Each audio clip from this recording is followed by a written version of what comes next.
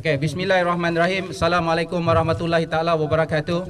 Pertamanya saya ingin mengucapkan ribuan terima kasih kepada rakan-rakan media yang bersama-sama dengan kita pada hari ini dan rakan-rakan daripada NGO Negeri Selangor, Dato' Arman, Dato' Rahim dan rakan-rakan yang lain. Pada hari ini kami bukan nak berdemo Sebab itu pada mulanya saya 2 orang dengan Dato' Arman saja yang nak datang, tetapi kawan-kawan lain pun nak ikut serta. Kalau ikutkan hari ini sidang media ini kami berdua saja, tetapi mendapat respon daripada kawan-kawan yang lain. Alhamdulillah kita dapat bersama.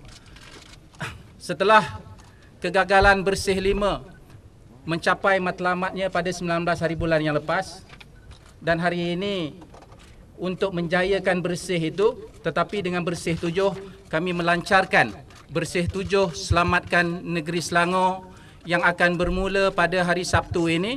Yang pertama lokasinya di Sekincan dan ke-700 lokasi lain selama 4 bulan di negeri Selangor. Ya.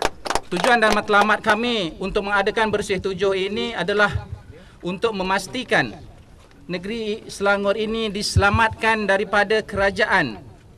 Ya, kerajaan yang sekarang ini sudah kita rasa tidak selamat lagi duduk di Selangor ini. Kita memerlukan kerajaan yang tulus, bersih dan berintegriti.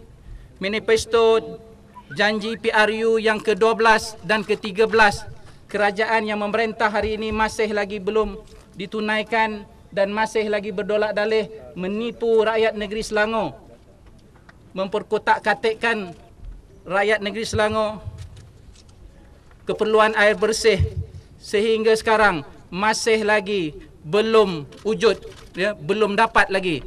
Rakyat negeri Selangor cukup derita sekarang ini dengan kerajaan pimpinan Azmin Ali kerana hari-hari mandi air longkang.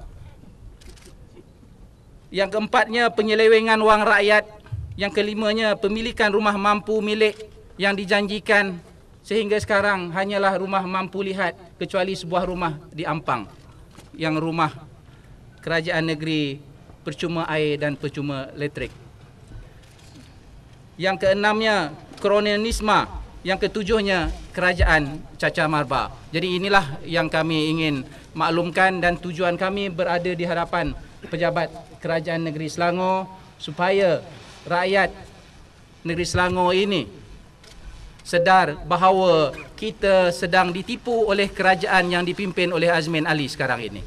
Jadi inilah tujuan dan matlamat kami untuk mengadakan roadshow ke seluruh negeri Selangor sebanyak 700 lokasi.